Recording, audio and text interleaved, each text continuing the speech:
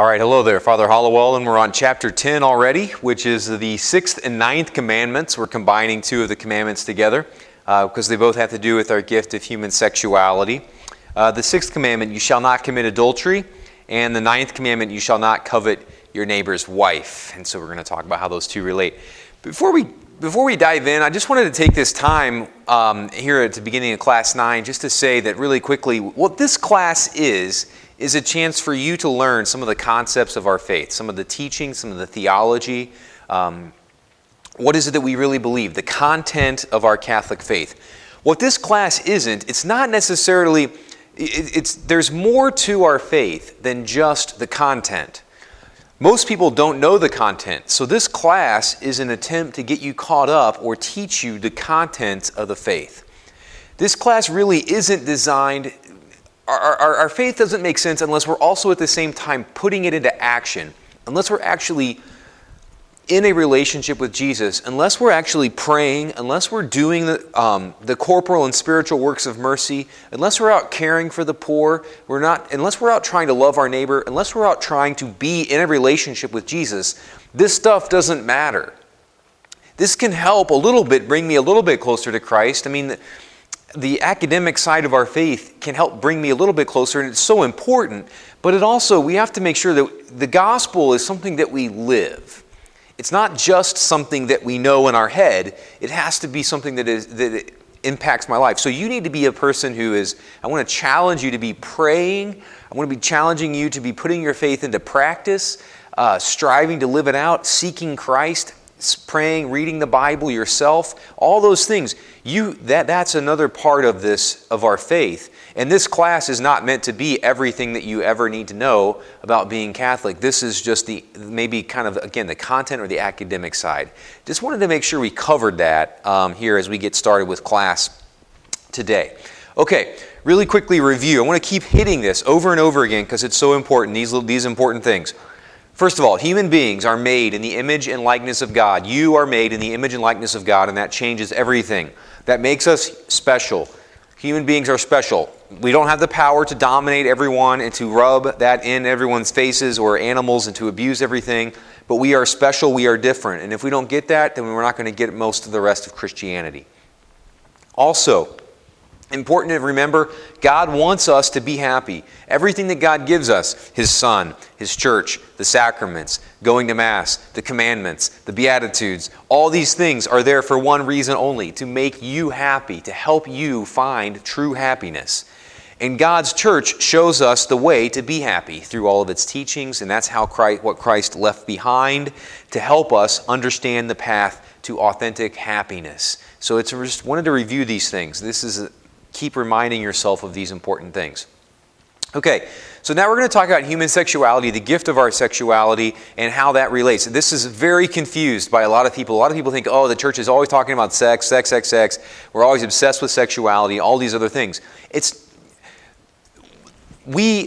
Our sexuality is a great gift. It's also one in which I think, in fact, it's the world that's gone mad over sexuality. And in fact, the church is teaching very common things and very good things for us to remember with regards to our human sexuality. So I want to just make sure that we look at these two understandings of sexuality here. First of all, the church's understanding of our sexuality is that our sexuality is a good thing. It's a gift that God's given to us. It's something that is beautiful. And the church does not think of it as dirty or bad or anything like that. It's the world's understanding of our sexuality that's so oftentimes upside down and confused and backwards. And it is that our sexuality is something that we are miserable when we try to control it. The world's out there saying if you try to control your sexuality, if you try to do anything other than just act on your sexuality all the time, every urge that you have, then the world's saying you're going to explode. And that's just not the case. But we have a lot of people telling you that. A lot of people in songs and music and television, in internet, magazines, all these kinds of things. So we have to make sure that we understand these are two very different understandings of sexuality, and we have to make sure that we understand that. And really what you got to do is you just have to look at the fruit of the two alternatives. If you take the church's path and the church's understanding of sexuality and you compare it to the world's, look at the people who are living the way that the world says we should live our sexuality out by acting on every urge that we have. Look at how those people end up. You see them in the news all the time. Are they ever happy? Are they ever not miserable? Are they ever not doing something, just worse and worse? When in reality, and then on the other side, let's look at the people who are living out the church's understanding of sexuality. A lot of times people will talk about, priests must be miserable, nuns must be miserable. Families that are practicing natural family planning and are living out the church's understanding of sexuality and married life, that must be terrible. When in fact, everyone that I know that's actually living out the church's understanding of sexuality, whether it's married couples, whether it's my fellow priests that I'm friends with, whether it's nuns that I know that I'm friends with, whoever it is that's living out the church's sexuality, a lot of young adults that are abstaining and are living chastely, those people are all very happy. And so compare the fruits. Look at the people who are doing both of them and look at the results. It's the church's understanding of sexuality that it's good, but we also, at the same time, direct it in a certain way and don't act on every urge that we have. It's the people that are doing that I know that are happy. And so I want you to think about that and look at that. That's always what we want to use, is look at the two people that are, the different types of people that are living these out, and judge it by that. Judge the tree by the fruit that it's bearing. So judge the church by its fruit and judge the world by its fruit in the way that you talk about sexuality. I want to remind ourselves of natural law. Natural law, we've talked about this before, but things are meant to be utilized in certain ways. That's what the natural law says. We have natures to things, and you have to, they have a nature, and so that because of that nature, it's meant to be utilized. A thing is meant to operate in a certain way. It has a nature. When things aren't utilized in the proper way, things go horribly wrong. So when you try to make something that has a nature act in contradiction to its nature, things fall apart and go horribly wrong. And so there is an established order in which things are to be directed. According to our nature, we have this law written in our heart in which things must take place. We must go in this order. We must be directing ourselves toward this particular aim and so forth. And when we don't, when we violate the nature that's in us, things go wrong. Things go horribly wrong.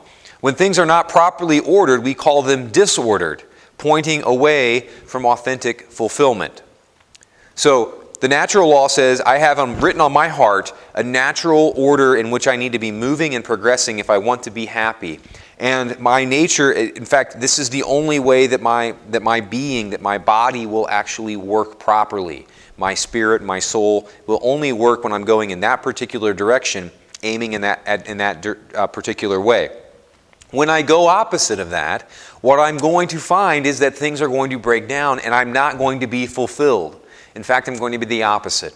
And that's what natural law says. And so it has to do with marriage and our sexuality, and we'll talk about that in a minute. Let's look at the church's teaching about marriage here for just a moment. The church says that there are two purposes of marriage. There is the unitive purpose, the unitive function of marriage, and the procreative function of marriage. Now, that sound like big words, okay? So let's break it down. Unitive purpose of marriage. Unitive means to unite. And so marriage is meant to unite the husband and the wife together, particularly in a physical way through the expression of marital love, through sexual intercourse between the husband and the wife. That brings them together, that bonds them in a really intense way, not just in the moment, but also moving forward and throughout their life together. That act unifies them in a very strong and powerful way and creates a bond. Procreative. Creative means obviously to create. So procreative is this way in which I am. To procreate means basically to give birth. And so it is, marriage has the purposes of both uniting the couple and also being open to providing and giving forth new life as well. Another way of phrasing these two purposes of marriage is to say that marriage in the church's understanding is for babies and bonding. Babies being procreative, bonding being unitive. I got them a little crossed up there, but this is babies is procreative, bonding and unitive are the same thing. So marriage exists to bond the couple together. That's one of the goods of marriage. And the other good of marriage, the purpose of marriage, is to be open to life and to produce more children. God thinks that obviously that it's great to exist. It's a good thing to be a person, to be alive, even when we're suffering. And so marriage exists for us to help participate in bringing people to life. The two purposes of marriage cannot be separated from each other, and this is really important. Most of the church's teaching on marriage and sexuality has to do with making sure that we understand that the babies and the bonding cannot be separated from each other. So I cannot be bonding with my spouse, but not be open to the babies part, which that's the problem is, that would be the sin of contraception. Okay? I also can't be open to the baby's part, but not be open to bonding. And that's where we get into sins like in vitro fertilization, artificial insemination, masturbation, those sorts of things. All of the sins against marriage typically fall under trying to break that apart. Every time that a husband and wife come together and have sexual intercourse, we believe as Catholics that they have to be both open to the bonding element of that, so they have to actually be coming together in that act, but that act also has to be open to life every time. And so that precludes contraception, of course. Okay, so when we look at marriage, we also find it in Scripture in a lot of different places, in the Old Testament and in the New Testament, which tells us, again, if it's in both places, if it's in lots of places, that means it's really important. Okay? And so, therefore, a man leaves his father and his mother and cleaves to his wife, and they become one flesh. That's in Genesis. So right from the beginning, God's telling us this is His plan. This is what marriage is. Marriage is an important part of our whole human family. This is the second chapter of the Bible. Right? So right from the very beginning, God's talking about marriage and telling people about marriage, and that's His desire for husband and wife and for men and women. Okay, now Jesus comes along and says a lot about marriage too. You have heard that it was said, you shall not commit adultery. But I say to you that everyone who looks at a woman lustfully has already committed adultery with her in his heart. So talking about the importance of marriage, and he's talking about the importance of not giving in to lust as well. He says here, have you not read that He who made them from the beginning made them male and female, and said, for this reason, a man shall leave his father and mother and be joined to his wife, and the two shall become one flesh. What therefore God has joined together, let no man divide. Talking about when, again, referencing, this is Jesus speaking back about referring to Genesis, and so Jesus connecting and making that Old Testament bridge into the New Testament and saying that this is still true. God is desiring this, and it's so important. Jesus is saying, make sure that no one is breaking apart these marriages that are formed. Okay? Marriage is a sacrament. And so when we say that marriage is a sacrament, what we mean by that is that it's both a sign of something and it is that thing. So the bread in the Mass, the bread is a sign of Jesus because it's a piece of bread and there's wheat, and Jesus talks a lot about wheat and water, and you pour water on the wheat and the wheat becomes bread and you cook it in the fire. And all those symbols are also very emblematic of what takes place in reality, which is Jesus gives His life, baptism and water and the fire of the Holy Spirit. So the bread is both a sign of Jesus, but it also is Jesus. It becomes Jesus in the Mass, right? So a sacrament is a sign and the thing. It's both pointing to something, it's a sign that points to something and says, hey, this should remind you of that, while also being that. And that's a cool thing to kind of think about when we think about sacraments, right? So baptism, another sacrament, it's both a sign of being cleansed because we're pouring water on a person or we're immersing them in water. So it's a sign of being cleansed because water cleanses us, but it also actually is a spiritual cleansing, a spiritual rebirth. In the same way, marriage is both a sign of something and it is that thing. It's both a sign of how Christ and His church love each other, and it also is Christ loving and Christ giving His grace to this couple to live out their marriage. So marriage, Christ says, takes on a new element. It is a way in which, through Christ, He now strengthens this bond. And it's not just something that happens at the courthouse. It's not just a civil thing. It's actually something where Christ comes into the middle of that marriage and makes it happen, gives it grace so literally pouring out gifts upon the couple to give them the grace that they need to live out marriage, which is always a challenge. Marriage is a challenge. It's hard work, right? Now, as with all sacraments, we can choose to not receive the grace. We can reject and choose to not receive the grace from the Eucharist. We can reject and choose to not receive our baptism. We can say, yeah, I was confirmed, but I don't want to practice it anymore. In the same way, marriage, couples that are married, they can be married in Christ, but they can be closing themselves off and saying, I don't want that grace that Christ is offering me, and they close themselves off from that.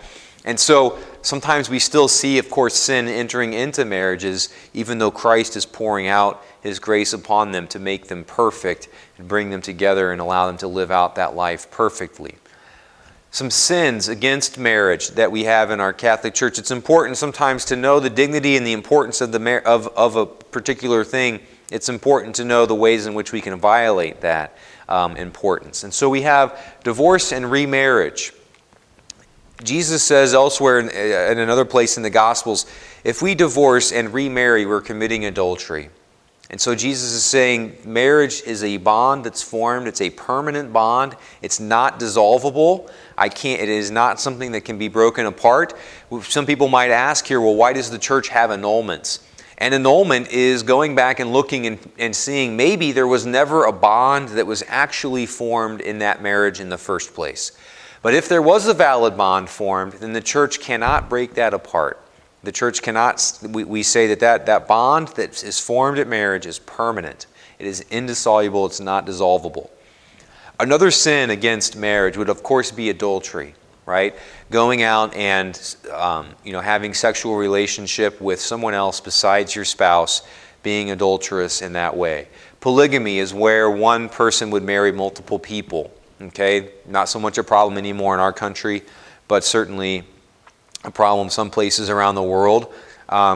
This is also being proposed in some places in Europe and the United States now as an acceptable thing to do. Incest, where brothers and sisters or family, close relatives are engaging in that way. Sexual abuse, of course. Cohabitation is a violation, is a sin against marriage. Cohabitation is where a guy and a girl live together before they're married, and of course are being sexually active.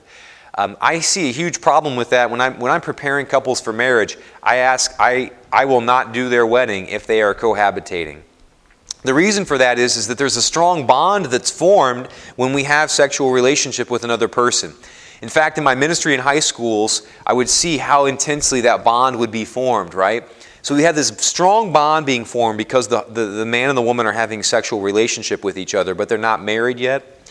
That causes all kinds of problems because now I'm bonded to this person. I can't necessarily see their imperfections, or I look at them differently. And so then now I'm not able to decide rationally if I should actually marry this person because I'm already bonded to them in this very intense way. And then what happens is so many times is couples that are sexually active, that are cohabitating, that are living together, they get married. And then after a couple of years, no matter what happens, every couple goes through that where, you kind of end the honeymoon phase. And all of a sudden you see all the flaws of the other person. Well, when you're cohabitating, you could marry somebody that's really different has a lot of different views from you, and it can just really be a problem when all of a sudden 2 years into the marriage, that the veil kind of gets pulled back. And so it causes people to make really bad decisions a lot of times about who they should marry because, again, they're blinded to their imperfections of this other person. They marry them, and then later on they realize this person is absolutely, completely incompatible with me. Whereas if you're not having sexual relationship with someone, you're at least able to really discern this person like we should be doing. And I'm able to rationally look at this person and say, is this the person that I want to spend the rest of my life with? You don't have that super intense bond if you're not sleeping with this person and having sex with this person. And so cohabitation is a huge problem in sexual activity before marriage. Okay, we also have contraception is a sin against marriage, okay, because again, you are preventing your not being open to life in that sexual relationship. And what does that say? You think about what that says to someone if you're like, I want to be married with you. I want to, I want to be your spouse, but I'm not sure that I want to be open to life with you at this moment.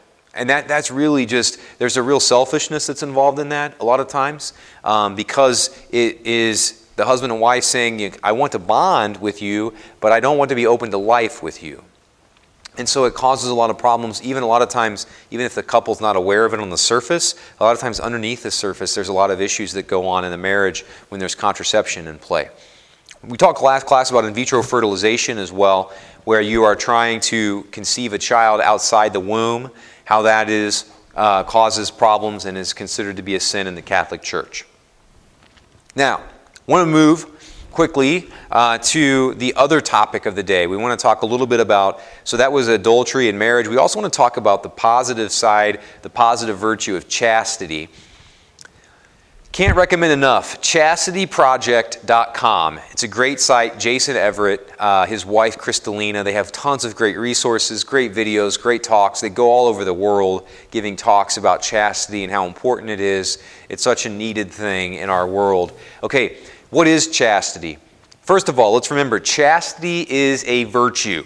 And we've talked a lot about virtues, right? And so let's look at what virtues are. Let's remind ourselves what a virtue is. A virtue is something that takes practice. A virtue is something that you have to want to live it that way. It doesn't happen accidentally. No one wakes up and is like, oh, I'm really chaste and I'm okay with that. I know how to use my sexuality properly. A virtue takes discipline. It is worth it. A virtue is something that takes discipline and hard work, but it's worth it. It gets easier the more you live it. It's easier to be chaste the more you practice chastity. In the same way that it gets easier and easier to fall into sin, the more you do it, it gets easier and easier to be chaste the more you are chaste and the more you work at it. But again, you have to want it. You have to want to be chaste. Okay, so if you want to be sexually active, you can be sexually active. It's going to happen. All right, you have to want to be chaste. And that's the other side of it. That's the positive thing. That's the virtue part of it. Okay? Now, a lot of people, then speaking about chastity, the opposite of chastity would be the vice of lust, okay? And a lot of people, I get this in the confessional a lot of questions about this. I had a lot of questions about this when I was growing up too, about lustful thoughts. And it's a big struggle for a lot of teens. I know it was for me, and I know talking with other people, etc. Okay, really important here to emphasize, the thoughts that you have about sexual things are not necessarily the problem. If you are not choosing the thought, it is not a sin. Things pop into our head. We are biological creatures. We are, things just will automatically pop into my mind. A lot of times that I'm not choosing. They're coming from some other place. They're being suggested to me by something else or whatever. I'm not choosing it. If that's the case, it's not lust. So relax. Just say, when you have those thoughts, just, okay, there they were. I had these thoughts. I don't know where they came from. I'm not going to keep thinking about them. I'm just going to move on and keep going with my day. I don't have to confess it. I'm not a horrible person, etc. It's what we do once we have the thoughts that matters. I can either dismiss them, like I was just saying, or you can say, you know what, I'm going to take that thought that I just had and I'm going to think about that for the next 20 minutes. And I'm going to imagine myself in all these lustful situations, and I'm going to imagine this person in a lustful way. That's a sin. Okay? But just having the thoughts, that's not a problem. That's not even a sin. Okay? It's what we do with the thoughts once they start happening to us. Just let them go. Just don't worry about it. Just there it is, and I'm going to move forward. Even think about saying a quick prayer. Lord, help me just to refocus. I had some thoughts, but I wasn't choosing them. I know I'm not held guilty for that. Just help me to use my sexuality in a proper way, and then just move on. Don't think about it. Don't keep imagining. But that's how we deal with that. That's how we deal with the sin of lust. Sins against chastity. Ways that we can violate the dignity of that virtue. Fall into that. We can view pornography. Pornography is a huge issue among teens. Even women now, or young women, are falling into pornography more and more. 70% of teens, probably higher than that now, look at pornography at least once a month. Okay, it destroys people. Pornography destroys everyone who falls into it. It hardens our hearts. It rewires our brain. The studies have shown that when you see one naked image of a person, one pornographic image of a person, particularly for men, they will remember that for the rest of their lives. You can recall that. I know the couple of times I was in a buddy's attic. We found his dad's stash of pornography when I was in 3rd grade. I can remember those images like it was yesterday, right? These stick with us. It rewires our brain. A lot of times for people, it's accompanied by masturbation, which only makes it even more of an impulsive, addictive type of thing. You need to start fighting back against pornography now. Stop looking at porn. It will change your life. It will help you so much down the road when you're married, when you're dating someone. It gets you... Pornography just warps your mind, gets you to think of people as objects. It changes everything about your life. And it is something that I hear from people when they're 30, 35, the late 20s even, come in, Father, I've been looking at porn, and for the first 3 or 4 years when I was doing it, it didn't bother me. I now realize it has destroyed me.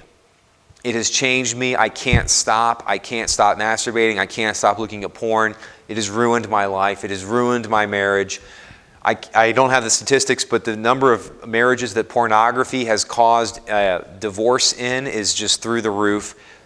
If you are ready to fight back against pornography, if that's a problem for you, download an app called the Victory app. It's by Life Teen. It is amazing. It's got a lot of great ways. It will help you fight back against this thing. Start rooting it out now. Your future self will thank you 1,000, 1,000,000,000,000 times for uprooting pornography in your life now if it's a part of your life. The more you dive in, the deeper and the darker it gets, the worse it gets, the harder it gets to get rid of it. The same thing with masturbation.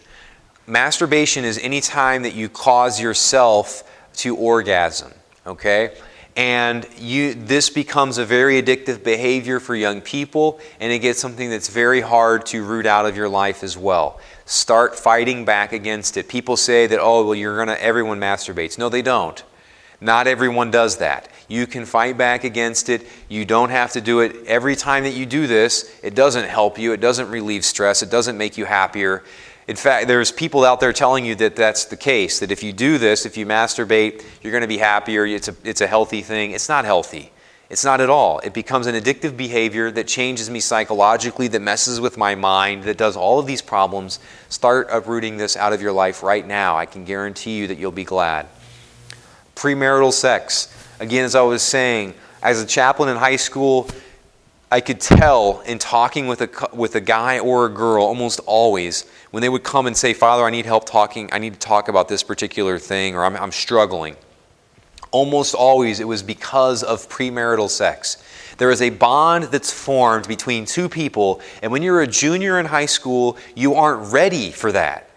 You're not mature in the sense of, I don't mean that you're immature, but I mean that it only belongs in marriage. And I can just tell you that I just saw it wreak havoc in people's lives. That you could literally walk down the hall and see the people, the guys and the girls, just literally clinging to each other. And you knew that it was because of premarital sex. They were overly bonded to each other. And that's what sex does. Sex has a unitive element. It unites the man and the woman. But when you're 17 or you're 16, that's not what you're ready for. You're not ready for that bond. That bond is meant to be given to your spouse and to bond and unite you to that person. You're not necessarily wanting or ready to bond to this 17-year-old kid that's in your school. And I saw this just causes so much problems for people. I never saw any couple in high school in my 3 years or my years after that as a priest, where they were like, you know what, we had premarital sex and it worked out really great. We're really happy about it. I've never talked to anyone that's ever said that. Even when I was in high school, looking back on my friends, anybody that I've ever known or met, no one has ever said premarital sex when we were in high school or college, it worked out really well. It doesn't. It wreaks havoc. Prostitution, lust, rape, homosexual acts. Instead of talking about homosexual acts, what I want you to do, if you haven't seen it, I want to just throw out there my film that I worked on. I'm very proud of it. It was awesome. It was great. I had a great time. Spent a lot of my time over the course of about 2 years working on it, called The Third Way. I'll send you the link to it. You can look it up. It talks about the church's teaching. I can promise you it'll be it's 40 minutes, but it's been seen about 500,000 times. It just really explains what the church teaches about the homosexual acts and homosexuality. Most people think they know what the church teaches about homosexuality, and most people have no idea. And this film, I think, does a really good job of helping explain that. So I hope you're able to check that out on your own at some point. The questions for today's class: what is the 6th commandment? Question 2, what is the 9th commandment? Question 3, this is a little bit of an interesting question. List 3 movies or songs that misrepresent human sexuality in the church's mind. List 3 movies or songs that misrepresent human sexuality. What are some things that are out there that talk about sexuality in a way that's contrary to what we believe as Catholics? And then I want you to, number 4, I want you to list 3 movies or songs that you believe portray a positive message about how to integrate our sexuality and live out chastity. There's some really great movies and really great songs, TV shows.